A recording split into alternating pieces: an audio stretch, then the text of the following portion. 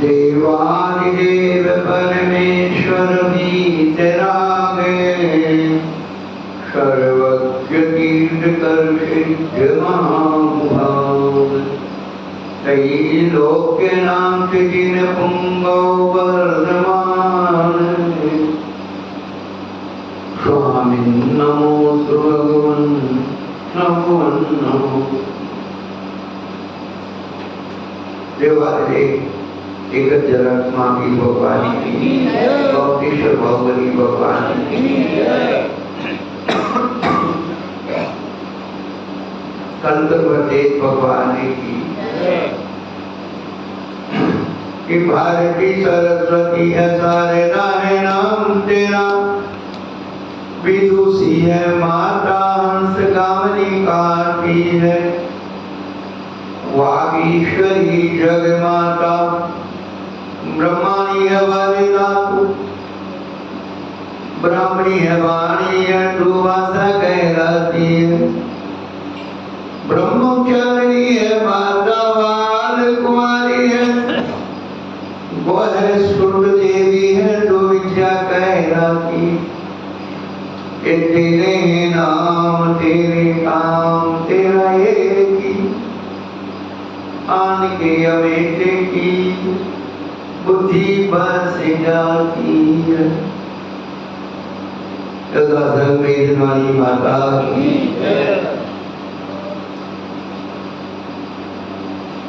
कुंदकुंदाचार्य भगवान की पिछली सदी के उत्तमाचार्य चारते पुराण की आचार्य निशान सागर महाराज की श्री पट्टाधीश आचार्य मणि आचार्य मणि जी धर्मसागर महाराज की वामसिका ज्ञान स्वामी आचार्य दक्षिण सुसागर महाराज की इनका नाम करुण राज की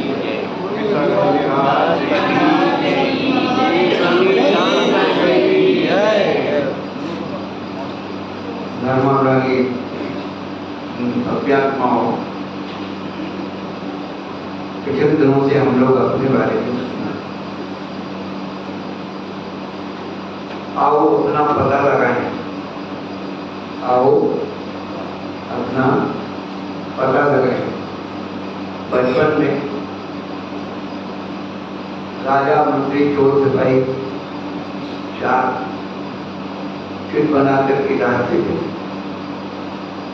राजा की चिट निकलाती थी तो राजा की चिट वाला कहता था मेरा मंत्री कौन।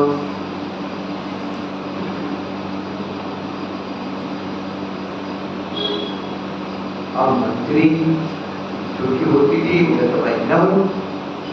अब रहे तो मंत्री को जवाबदारी दी जाती थी एक चोर सिपाही का पता लगाओ इन दो में से चोर कौन है और सिपाही।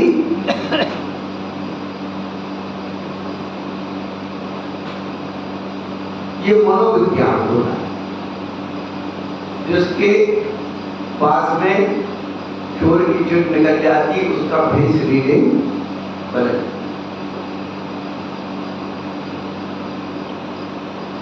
मंत्री का मतलब ही होता है क्या तीन मन को पहचान, राजा का मन, प्रजा का मन और खुद का मन, संयोजन करने को मंत्री बोलता है। आजकल के मंत्री कौन होते हैं? मन की चलाते तो मंत्री होते। अध्यक्ष कौन होते जो अपनी अपनी चलाते वो अध्यक्ष। और उपाध्यक्ष कौन होते जिनके पास कुछ नहीं होता वो उपाध्यक्ष।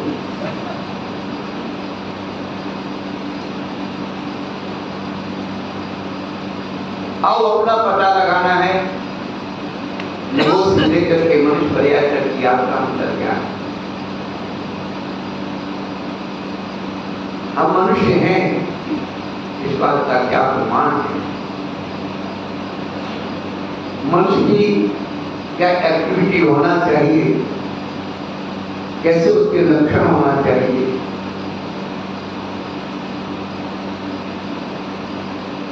खाना पीना भोगना तो रजोगति हो रहा है और व्यक्ति अपने स्वार्थ के कारण चरणों की पूजा कर रहा है, चरणों को भगवान मान रहे हैं।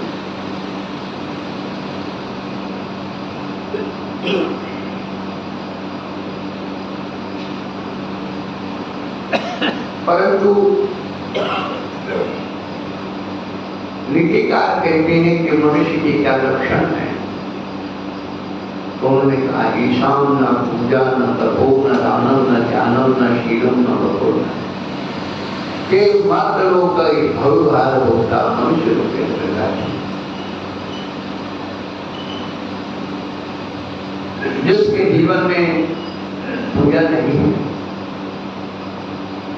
और पूजा का मतलब है पूज्य पुरुषों की बुद्धि, बहुमान, आदर, क्षमा, भक्ति, वो सब पूजा है। ओम धातु से पूजा सब बनाए, धातु पवित्र रखने हैं, जो हमारे परिणामों को पवित्र करके उसका नाम पूजा है। ये पूजा सामान्य क्रिया है। कर्माश्रमों के सूत्र में इंद्रिय कषाया प्रक्रिया पंचतत्व पंचविंशति संख्या सांख्यिक आश्रम के भेद में 25 क्रियाओं का वर्णन किया है, और उसमें एक है पहली सम्यक वर्णनी क्रिया। और सम्यक वर्णनी क्रिया का रूप आचार्य भगवंत कहते हैं बात, सच्चे देवता गुरु की पूजा करना सम्यक वर्णनी क्रिया है। सच्चे देवता गुरु का श्रद्धान करना तो सम्यक दर्शन है।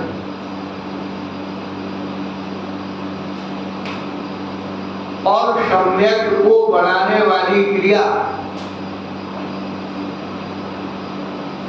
आपने श्रद्धान तो कर लिया, लेकिन आप श्रद्धान के साथ उनके समीप में कैसे पहुंचे?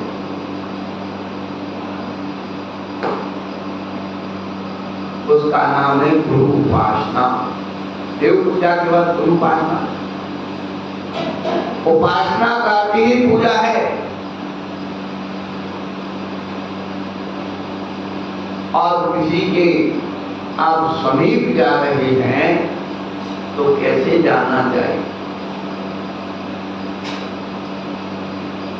रिक्त पानी देव पश्चित राजा नाम देवतान गुरु नैमित्तिक विशेषण फले निर्भरमादिशे।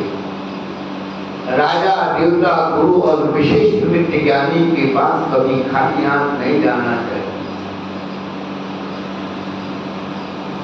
वैद्य और ज्योतिष के निमित्त ज्ञानी है, क्योंकि फल की प्राप्ति फल से होती है।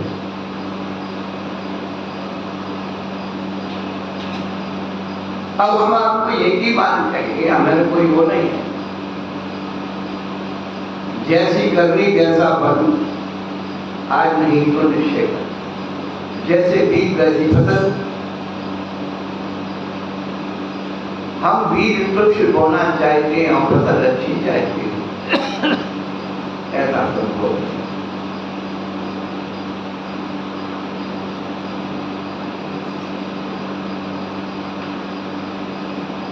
पूजा को हमने सामुदायिक बना लिया।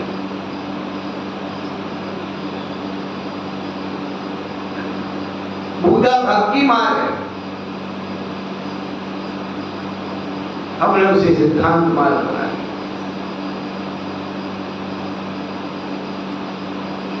पूजा जड़ और भाव का अनुकरण करती है।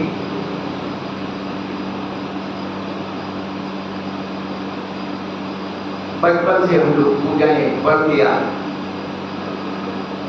मुझे कतई भय नहीं है इस बात कहने में।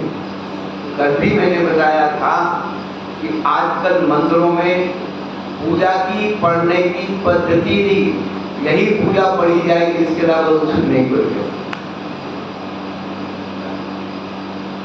पूजा की यही किताब रहेगी, दूसरी नहीं रहेगी। इतना कट्टरपना आता चला जा रहा है, इसे धर्म कहते हैं।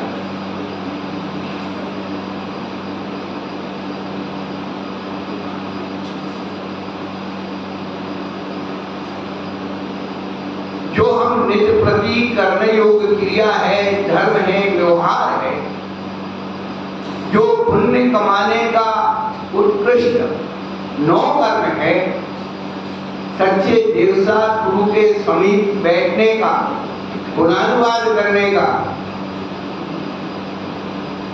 नौकर्म है, क्या बचाओ उसमें?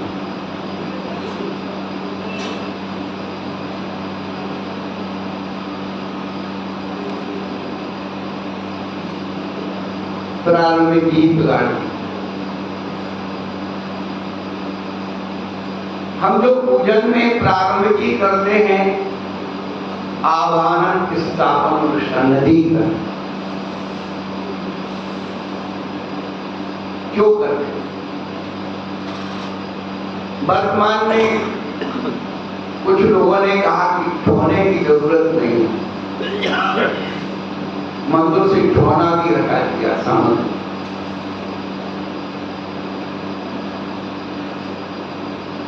उनका अपना विचार है, उनकी अपनी मीमांसा है कि ठोना क्यों नहीं होना चाहिए, क्योंकि भगवान सामने वेदी में विद्यमान है। और फिर आप जो है इन ठोने में क्या करना चाहिए? अभी तक आप क्या मानते हो भाई ठोने को?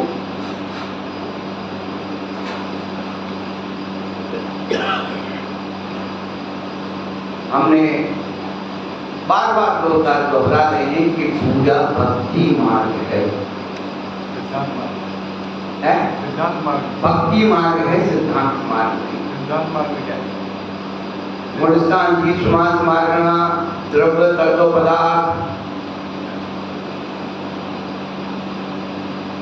उनके स्वरूप में आप परिवर्तन नहीं कर।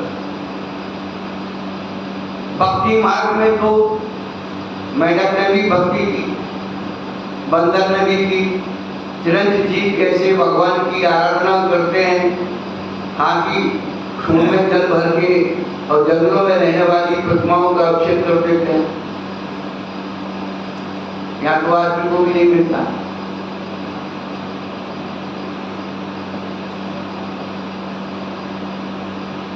हम पढ़ते नहीं, हम पढ़ते नहीं, क्या विवाद में पढ़ते हैं, आगम नहीं पढ़ते। जो आगम नहीं पढ़ते वे विवाद में पढ़ते, का कौन होते रहते हैं। तो वास्तव में हम भक्ति मार्ग में जिस पूजा को करते हैं, कम भले जो आप चढ़ो, उसके लिए मैं नहीं कर रहा हूं, पर जो आप कर रहे हैं उसमें ये विवाद में क्यों लगाए कि क्यों कर रहे हैं, कैसे कर रहे हैं? कोई भी आता है वो कहता है ये करना चाहिए, ऐसे करना चाहिए, ऐसे करना चाहिए, ऐसे करना चाहिए, ऐसे करना चाहिए। परंपरा चल रही है, परंपरा जो चल रही है, परंपरा तो मुझे कुछ ही नहीं देती।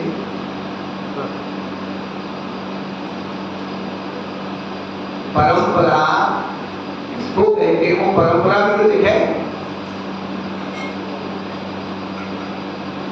हम वहां जाना चाहिए कि पहली बात पूजा है भक्ति मार्ग, ये दिमाग में रखो। अब आपके घर में कोई अतिथि आता है तो आप उसे हाथ जोड़ करके याद करें।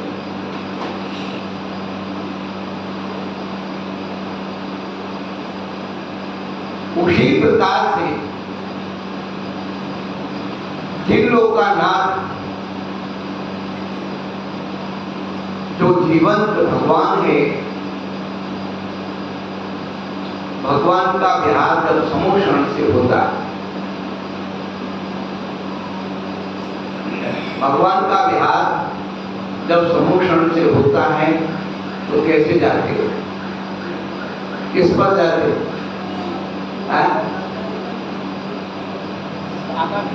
आकाश मार्ग से जाते। फिर पादौ पदानि तव यत्र जिनेन्द्र धत्ता पद्मानि तत्र विबुधा। जहां जहां भगवान के चरण पड़ते उसके नीचे देवतागण कमल की रचना करते। कितने कमल रचते हैं? 225। अरे आप लोग पढ़े लिखे हैं भाई। 225 कमल क्यों रचते हैं?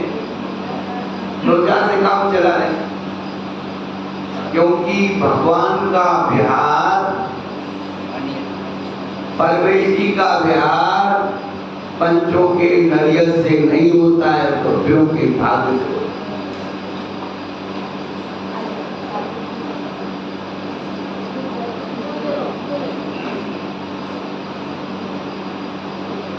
भाभी भागन वर्ष लोग ये बसाए। भगवान किस तरफ चले जाएं कोई नियत दिशा नहीं है, इसलिए देवतागण 225 कमलों की रचना। ऐसा सुना जाता है कि पंडित जवाहरलाल नेहरू जिस कॉलेज में स्कूल में पढ़ते थे, स्कूल में उस स्कूल के 4 दरवाजे तो उनके पिताजी मोतीलाल नेहरू चारों दरवाजों पर एक एक गाड़ी लगवा देते तो भैया साहब कौन से दरवाजे देखा जाए।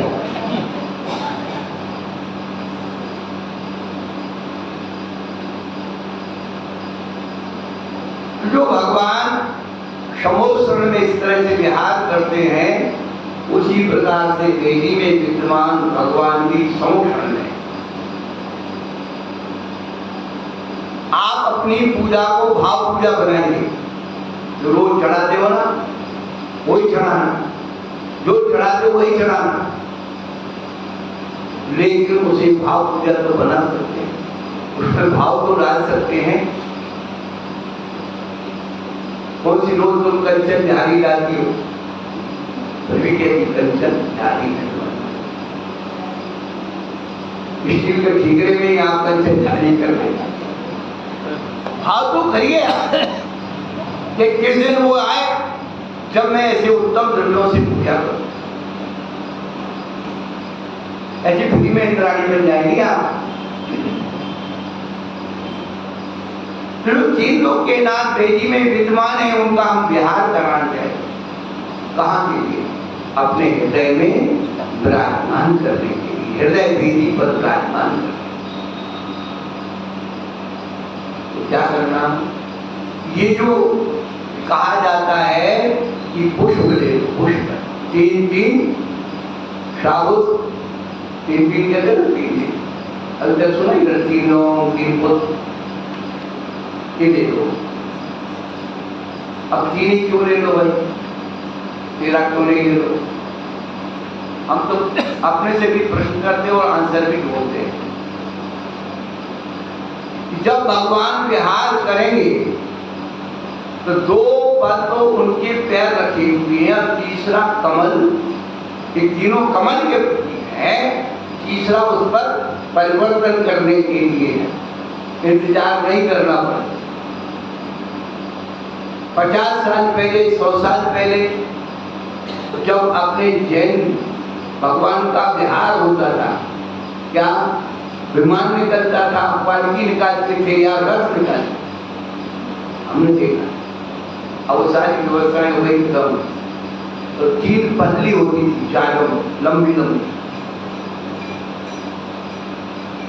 एक पर विमान ठहरा है, एक आगे तैयार, वो आगे बढ़ गया, एक पीछे छूट गया। आगे इंतजार नहीं करने पड़ते, एक आगे। ये इस प्रकार से 3 बल्ली था। उसी प्रकार से 3 पुष्प 3 लोगों की जो भी आप चढ़ाते हैं, 3 की संख्या इसकी होती है।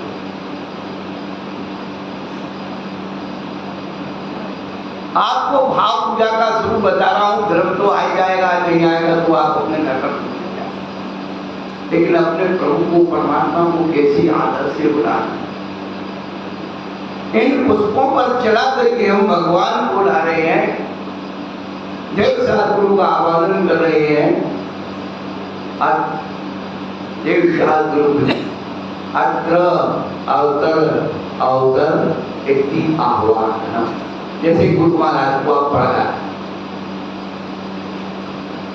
फिर कहते अत्र तिष्ठ तिष्ठ ठाठा। अब तिष्ठ तिष्ठ और ठाठा ये दो पद है। तिष्ठ माने ठहरो और ठाठा माने कर। ये दोनों बार क्यों पढ़ते?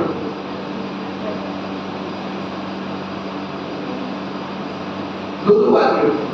चार चार बार, तीन तीन बार में पढ़ लो। तो जिनेंद्र भगवान की जो मुद्राएं हैं वो दो ही मुद्राएं, एक पद्मासन, एक खड्गासन। अपन खाने वाले महाराज को तो ये नहीं कर सकते बैठ जाओ, और बैठे को कह नहीं सकते खड़े हो जाओ, और दो ही तरह से चलते, इसलिए ठाठा और तिष्ठ तिष्ठ और ठाठा। अब हमने उनको उन पुष्पों पर ला करके आवाहन तिष्ठ तिष्ठ ठाठा कर लिया। अब कहाँ बिठाना है? बुला तो लिया पुष्पों पे। अत्र मम शरणहितो भव भव वशम शरणभीतरणम्। हे प्रभु, आप मेरे हृदय में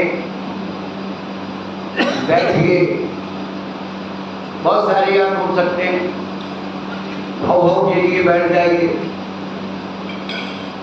तौ पादौ मम हृदय तौ पदद्वये लीनम् तिष्ठतु जनेन्द्र यावत् तिष्ठतु जनेन्द्र तावत् यावत् निर्वाण स्वरूपा।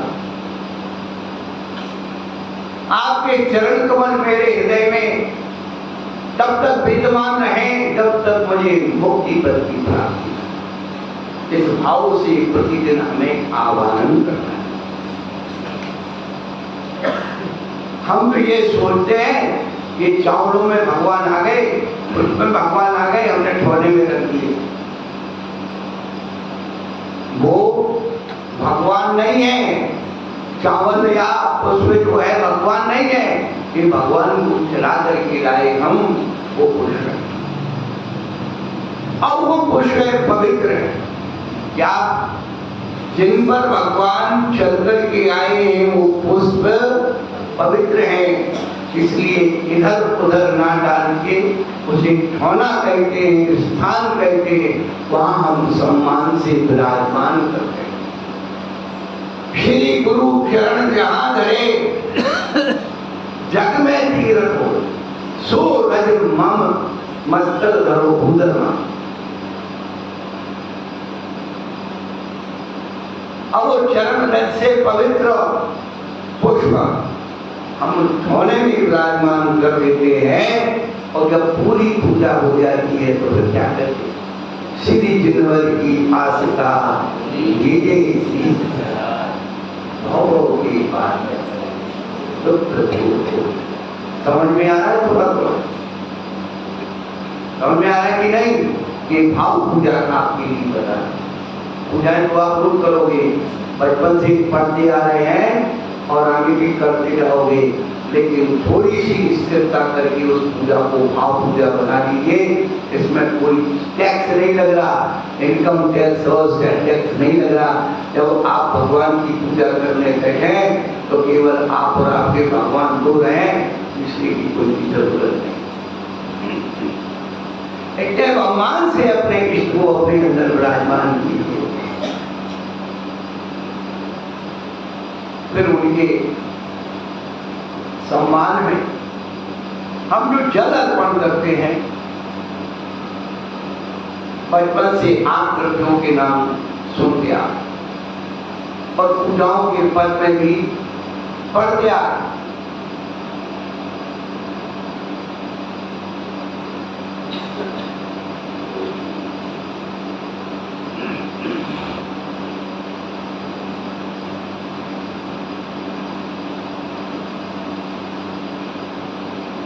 जल कैसा हो? पुरानी पूजाओं में आप देखिए उनकी विशेषताएं।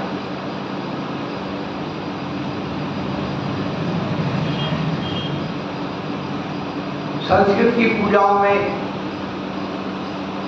गंगा, सिंधु आदि नदियों के नाम लेकर के, और अभी गंगा नदी का नीर निर्मल बाष्मल हो सदा। लेकिन पुरानी जो पूजा संस्कृति है, वर्ण नंदियाचार्य की संस्कृति सिद्ध भगवान की पूजा, वारी यमनो भवानाम,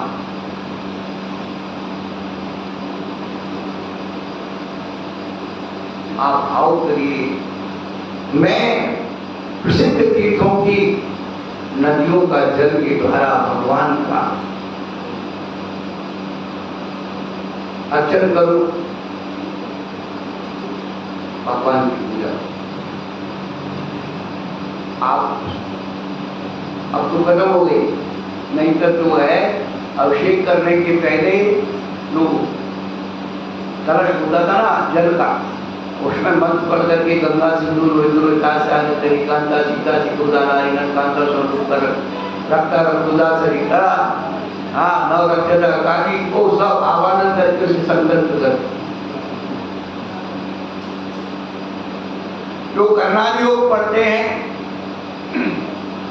वो गंगा नदी का नीर कैसा है, जहां से गंगा नदी का उद्भव हुआ है वहां पर कुंड है, उस कुंड में अकृत्रिम बिंब है, वह जल सबसे पहले उस प्रतिमा पर गिरता है, तब कहीं आगे आ। लोग शास्त्र पढ़ो, लोग पंडित पढ़ो, सिद्धांत सारा दीपक पढ़ो, आपको समझ जाए।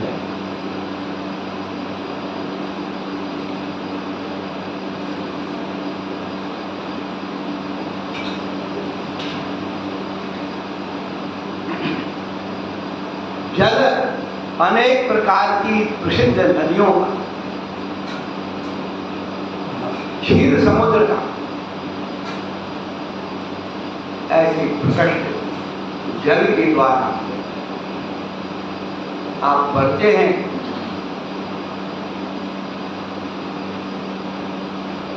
जल की उपमा, जल कैसे होना,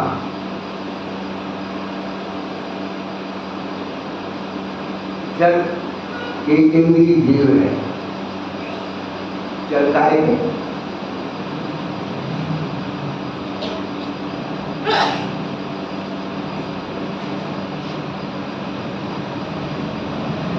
पुरानी पूजाओं में जल को चढ़ाने का पद शीतल मिष्ट सुवास मिला।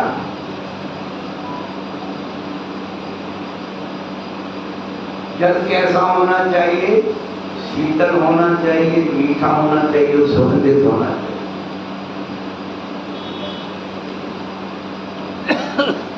ये उस जल की विशेषता है। जो आप चंदन चढ़ाते वो जल है,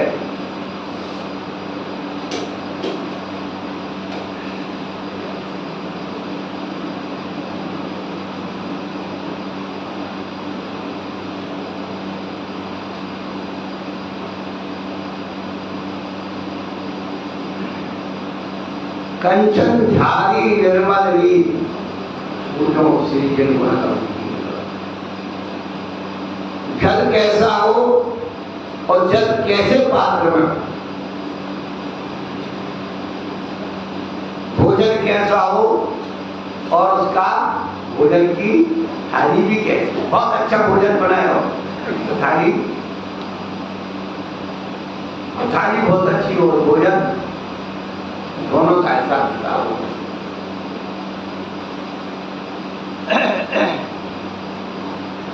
मुनि मन सम उद्गल नीर प्रास गंध भरा। पढ़ते हो ना पूजा, यही तो पढ़ते हो कि नहीं? यही पढ़ी है कि नहीं? हमको ये अलग से थोड़ी बता रहे, अपनी कोई पूजा बना के लाए होता है। जो आप पढ़ रहे हैं, जो आप कर रहे हैं, वही बता रहे। अब उस जल को मुनि महाराज के मन से उपमा दी। क्या? मुनि मन सम उज्ज्वल नीर प्रासुप गंध भरा,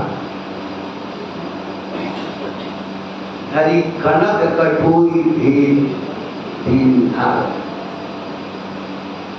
कंचनधारी कनक की कटोरी, कनक यानी सोना, और कनक माने आटा भी होता है, और कनक माने धतूरा भी होता है।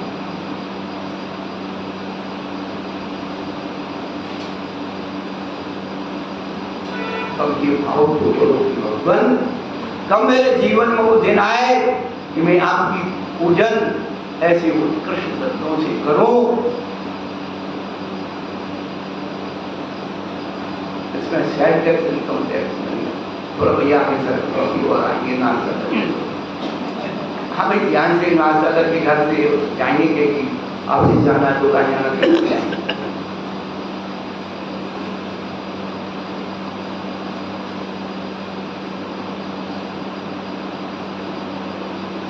मुनि मन सम, मुनि महाराज के मन के समान उस जल की उपमा। कभी सोचा क्यों महाराज के मन की उपमा क्यों दे? ये बताइए, एक बार छने हुए पानी की मर्यादा कितनी है? और संजलन कसाई की मर्यादा कितनी है? तो मुनि महाराज की कसाई कौन सी होती है? संजलन कसाई। इसलिए उस 48 मिनट वाले जल की उपमा मुनि महाराज के मन से की। रोज पूजा करते हो, लेकिन थोड़ा ये तो लगाओ, ये महाराज को ला करके पानी में क्यों बिठाते?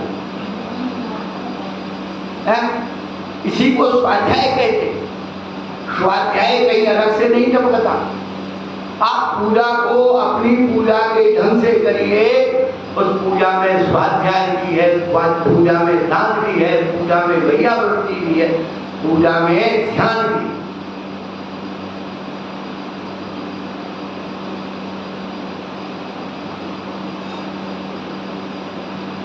इसीलिए मुनि महाराज के मन के समान जल, क्या 48 मिनट की कसाय महाराज के की है संजलन कसाय, और वैसे ही छना हुआ जल आता है। तो मुनि मन सम उज्ज्वल कैसा है? प्रासुप। प्रासुप का अर्थ क्या होता है भाई? अभी तक अपन को शब्दों के अर्थ ही पता है। प्रासुप शब्द का अर्थ होता है प्राणी रहित, प्राण रहित नहीं, प्राणी रहित। मूलाचार ग्रंथ के जो भी प्रकाशित है भारतीय ज्ञान, उसके पहले भाग के 17 और 27 पेज पे लिखा है, निर्गता निर्गता अश्वासा प्रास्ता, निकल गए हैं प्राणी जिसमें से वह प्राशुप कहलाता है, और गंध भरा। उस जल को ऐसे नहीं, वह जल सुगंधित होना चाहिए। तो आप ऐसे कैसे सुगंधित करेंगे? जल कपूर डालकर, जायफल की, चाय पत्ती की फूल,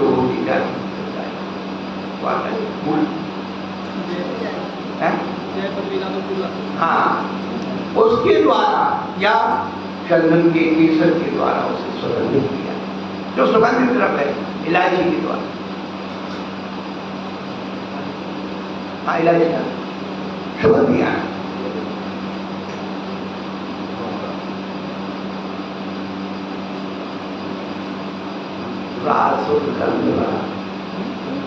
ये जल का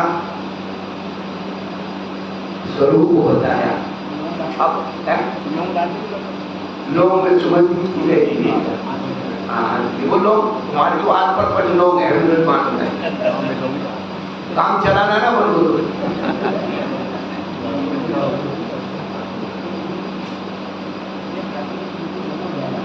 हम कुछ लगाना ही नहीं चाहते ना, क्या तू आप करो करो, हम तो एक कहते सुगंधी आप शुद्ध कपूर डाल दीजिए, ढंग से नहीं कपूर, उसमें बन ये द्रव्यों की विशेषता बता रहा हूं। आप क्या करोगे, क्या चढ़ाते हो, क्या चढ़ाओगे, इससे मेरा कोई लेना देना नहीं।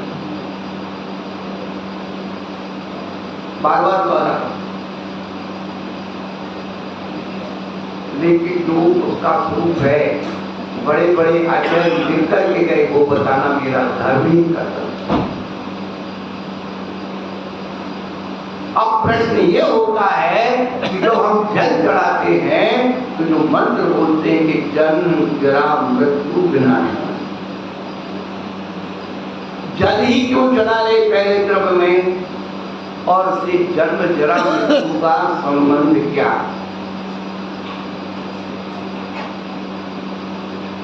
सबसे पहले तो जन्म सार्वभौमिक द्रव्य है, प्राणी मात्र जल से जीता। हमारा जन्म बिना जल के नहीं हो सकता, बीज का अंकुरण बिना जल के नहीं हो सकता। तो जल के अंदर जन्म देने की शक्ति,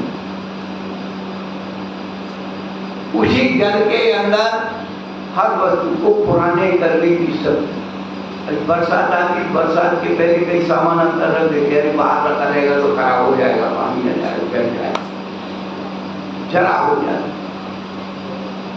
और जल के अंदर मृत्यु देने की शक्ति।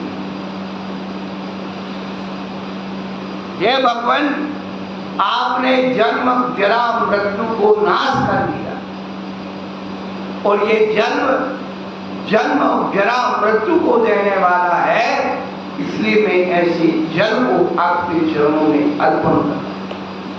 ये भाव हमारा प्रतिदिन जल चढ़ा के माना चाहिए कि आपकी भाव पूजा बन जाए। आप देखेंगे कि आप भगवान से जुड़ रहे हैं, आपकी स्तुति बढ़ेगी।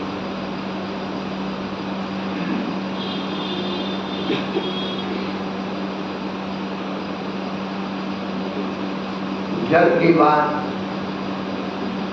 चंदन आता है। चंदन की भी अनेक प्रकार की जातियां हैं। अधिकतम मैंने एक ही चंदन का नाम सुना, मलयागरी चंदन, हरी चंदन, लाल चंदन, सफेद चंदन। चंदन की बहुत सारी प्रकार।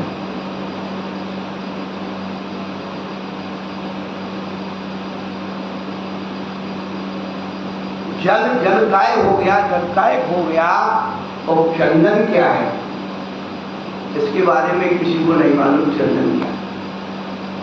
चंदन पृथ्वी का है।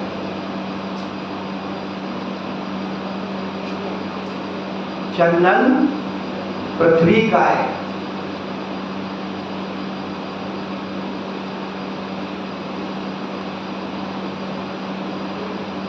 आप पढ़ना जीव कांड में पृथ्वी काय के भेद रखे, जीव कांड के अंदर, उसमें चंदन को पृथ्वी काय।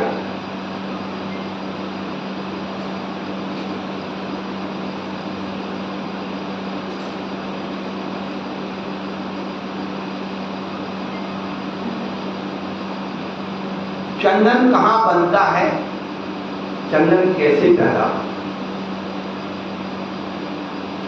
चंदन का पेड़ अभी आपके आसपास कहीं हो, आजकल मिल जाए।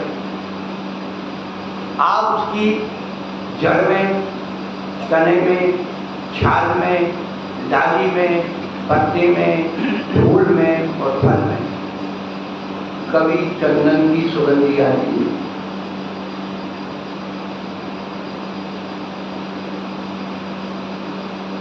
जब वो चंदन का वृक्ष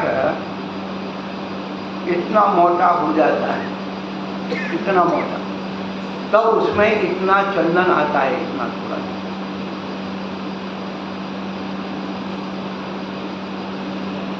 अंदर आता है। वो पृथ्वी के रस को वहां इकट्ठा करता, वो चंदन होता है। पूरा फिर चंदन नहीं होता, और चंदन का पेड़ होता कैसे है? तो चंदन के पेड़ में जो फल होता है वो करौंदे के फल के समान होता है। अभी आता है बरसात में करौंदा, और वो पक करके काला जामुन की तरह हो जाता है। उस फल को एक काली चिड़िया होती है उसे खा, उसका दर्द तो पच जाता है, जो बीज होता है वो गलता नहीं है, चपता नहीं, वो साबुत निकल जाता है, और साबुत ही मल के द्वारा वो जहाँ गिर जाता है बीज में हाइब्रिड हो जाता है, और वहाँ मिट्टी और उसे पत्ते आदि से दब जाता है वो भी, फिर वह भी अंकुरित होकर के चंदन का पेड़ बनता है, उससे उगता है। डायरेक्ट आप उगाओ तो नहीं उगता।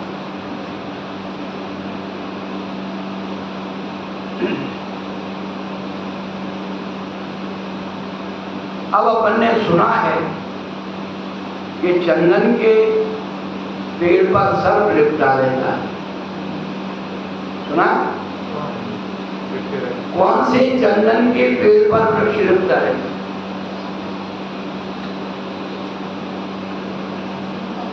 जो बिल्कुल जहां पर कोई मनुष्य पहुंच नहीं पाता,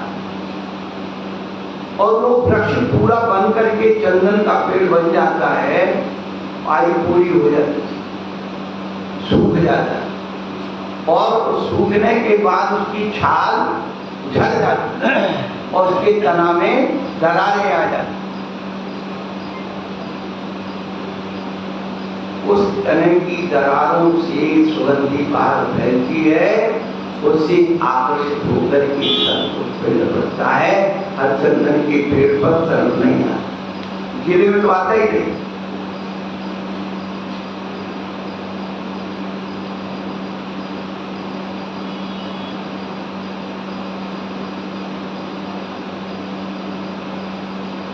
तो दूसरा द्रव्य चंदन चढ़ा, क्योंकि यह जीव संसार के जन्म मरण के ताप से घबरा। अब गर्मी में आप घबराते हो ना, तो पंखा चला दी, कूलर चला दी, और फिर गुलाब जल का पानी है, इसका पानी है, ठंडी चीज ढूंढते। तो लोक व्यवहार में चंदन को शीतल,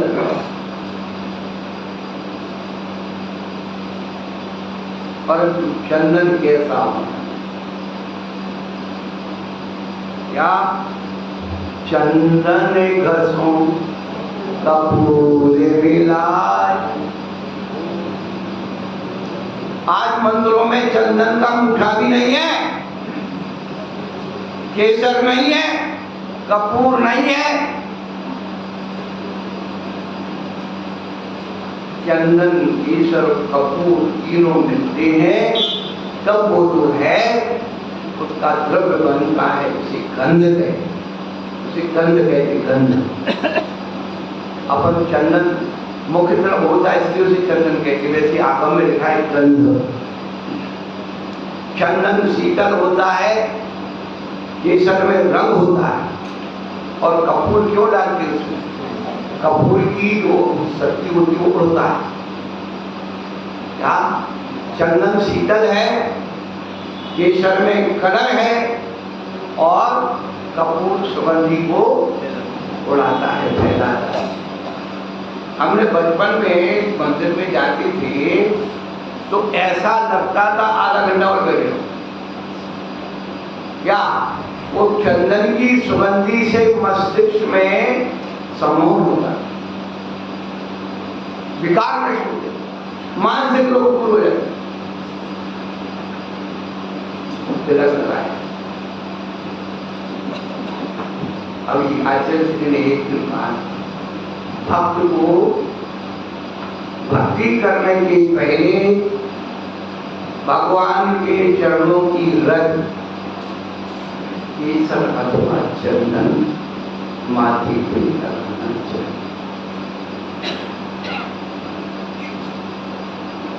माथे पर लगाने से ये आज्ञा चक्र प्रभावित होता है, मस्तिष्क में ठंडापन रहता है। आज लोग सब विधि विधान बदल गए, महिलाएं भिंडी लगाती नाक के बीच में, इसलिए इनकी अकड़ ठिकाने नहीं। आज्ञा चक्र अनादर चक्र हो गया। आज्ञा चक्र होता है ठीक मस्जिद में यहाँ पीछे। इस पर केसर चंदन का तिलक लगने से ठंडक होती है और आपका आभा मंडल भी पावरफुल होता है।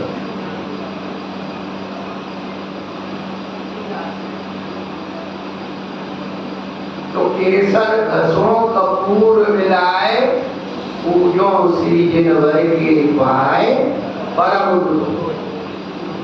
है कहीं तुम्हारे केसर कपूर? ये काय से रंगते हो? चावल काय से रंगे जा रहे हैं?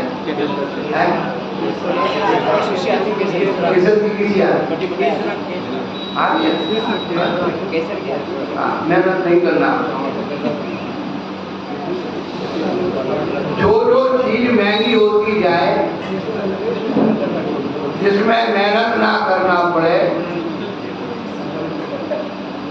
वो चीज अपना लेना। असली चंदन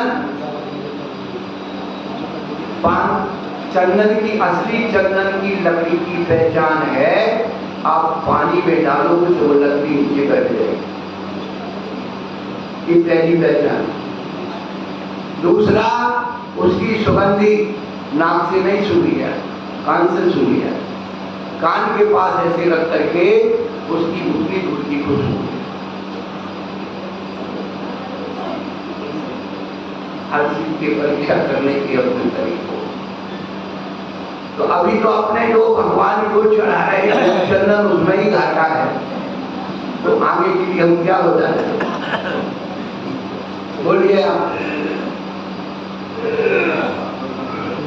भगवान पूजा आप किसके लिए करते हैं? हमारा प्रश्न। पूजा आप किसके लिए करते? भगवान के लिए कर रहे हैं, अपने लिए कर रहे हैं? भोजन आप किसके लिए करते हो? अपने लिए कर रहे हैं, दूसरों के लिए कर रहे हैं? तो जो भोजन पुष्टिकारक खाओगे, अच्छे विटामिन वाला भोजन खाओगे, अच्छी क्वालिटी वाला भोजन खाओगे, तो आपका शरीर पुष्ट। ऐसे भोजन की सामग्री आप पुष्ट वाली चढ़ाओगे तो आपकी पूजा पुण्य पुष्ट होगा। और नहीं तो आपको चाहिए हो, आप ले लो, हमें क्या करें। तो इस प्रकार से जो अपन चढ़ाते हैं जल और चंदन, तो तीसरा द्रव्य क्या आता है? अक्षत। अक्षत का मतलब क्या होता है? अक्षत का मतलब क्या होता है? कौन से साथी मिल गए बता? तंदुर का मतलब होता है चावल। अक्षत का मतलब तो होता है जो छटा हुआ ना हो, भुना हुआ ना हो, टूटा हुआ ना हो, उसे अक्षत है।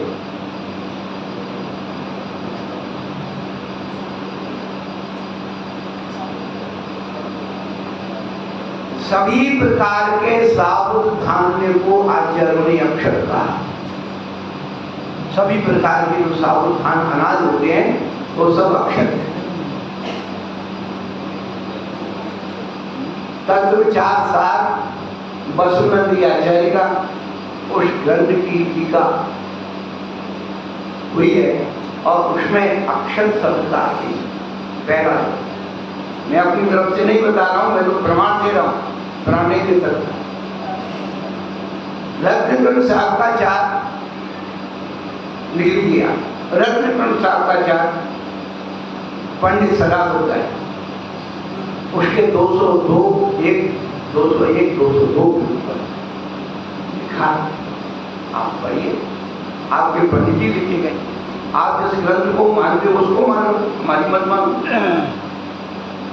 उसमें लिखा है और 50 साल पहले 100 साल पहले जब इतना ज़्यादा विचार नहीं था तो हर व्यक्ति जो किसान होता था जैन, जब भी कोई फसल आती थी तो क्या करते थे, पहले भगवान के चढ़ा, बाद में खाते और बेचते थे। कोई भी बगीचे का फल, नया फल भी खाना होता था विष्णु का, पहले अर्पण करते थे प्रसाद।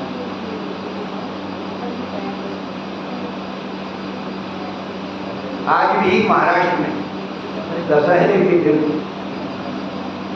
जब गन्ने की लुनाई होती है, गन्ने की, तो वहाँ के जैन लोग 10 जो भी उनकी यथाशक्ति होती है ऐसे गन्ने की कक्षा बांध करके मंदिर में अर्पण करते हैं। गन्ना जो है क्या है, कल्प वृक्ष का फल है। गन्ना कल्प वृक्ष है। आज इस सृष्टि में 2 फल है कल्प वृक्ष के, एक गन्ना, दूसरा श्रीफल। श्रीफल ये कल्प वृक्ष के फल कहलाता है। श्रीफल का ये नियम है, जिस दिन से उसके अंदर फूल लगना शुरू होता है और फूल बनकर के वो फल बनता है तो उसकी 3 पीढ़ी एक ही पेड़ में एक साथ चलती है। यहाँ फूल का फल बनेगा, दूसरा फूल का लच्छा निकलना शुरू हो जाएगा, ये फल पूरा पक्के तैयार होगा, दूसरे फूल में वो फल बनना शुरू हो जाएगा और तीसरे फूल की तैयारी हो जाएगी। और जड़ से लेकर के और चोटी तक नारियल का हर अंग हमारे व्यवहारिक जीवन में उपयोग में आता है। उसे कहे श्रीफल, श्री यानी लक्ष्मी को देने वाला फल। कोई भी 12 महीने आप उसकी हर चीज जो है, और जब पौधी के काम आती है, तना मकान बनाने के काम आता है, उसकी जो नरियल की झाड़ू बनाते हैं, सीख की झाड़ू, हाँ, उसका पूरा पत्ता जो है घर छाने के काम आते, जहाँ ज़्यादा होते बना। और उसका नारियल क्या, उसके अंदर भोजन भी है, पानी है और बर्तन, और उसके लिए कोई औजार की जरूरत नहीं होती है। थोड़ा और खा लो, ना अग्नि की जरूरत है ना चाकू की जरूरत है, इसलिए उसे कल्प वृक्ष।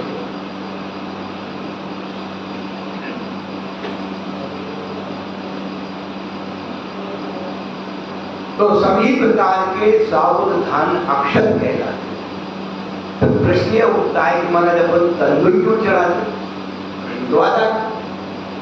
तो ध्यान रखना, चावल एक ऐसा द्रव्य है जो गरीब आदमी से लेकर के करोड़पति तक के घर में मिलता है, पहला कारण। दूसरा कारण कि हर देश में चावल होगा, हर देश में चावल मिल जाएगा, हर देश में अनाज नहीं मिलेगा। क्यों? ज्वार बाजरा हर देश में नहीं होता, देश देश की फसलें, पर चावल सार्वभौमिक द्रव्य है, इसलिए चावल की मूर्खता।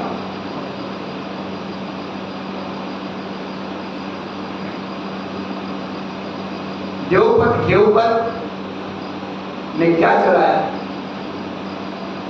सम्मेलकर की यात्रा को गए, अपने घर में मेहनत मजदूर से कमाई के ज्वार के दाने लेके बांध, और वे ज्वार के दाने रक्त रूप बढ़ने। बैठो काका, ओए काका, बैठ बैठ, सारी जिंदगी वही नमस्कार। हाँ तो बैठ, शांति से सो। तो ये अक्षत जो है, अक्षय पद प्राप्ति,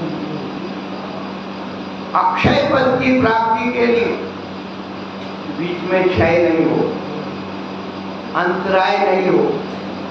क्या? जैसे अक्षत अनाज को बोने से क्या उसकी फसल आती रहती है, उसका क्रम टूटता नहीं, ऐसा मेरा अक्षय सुख, उसमें अंतराय नहीं होता। निरंतर होता रहे, निरंतर प्राप्त होता रहे। तो हमें अपनी पूजा को द्रव्य पूजा के साथ साथ भाव पूजा बनाना है। द्रव्य आप जो भी चढ़ाते हो उसमें मेरा कोई राग द्वेष नहीं है, परंतु उसका स्वरूप बताने में, उसकी व्यवस्था बताने में भी मेरा कोई दोष नहीं है। आपको ये नहीं सोचे कि महाराज तो ये बोल रहे हैं, झगड़े की बात ही नहीं। जहाँ चलता है वहाँ जला दो जा करके, कोई मना थोड़ी कर। तो कहने का अभिप्राय है कि हम अपनी इस पूजा को भाव पूजा कैसे बनाएं, द्रव्य के साथ साथ भाव के साथ साथ द्रव्य, इसका कैसे अनुगमन हो, इसका विचार अपन सुन रहे हैं। समय मिलने पर हम और अच्छी चर्चा करेंगे। चलो महावीर भगवान की जय।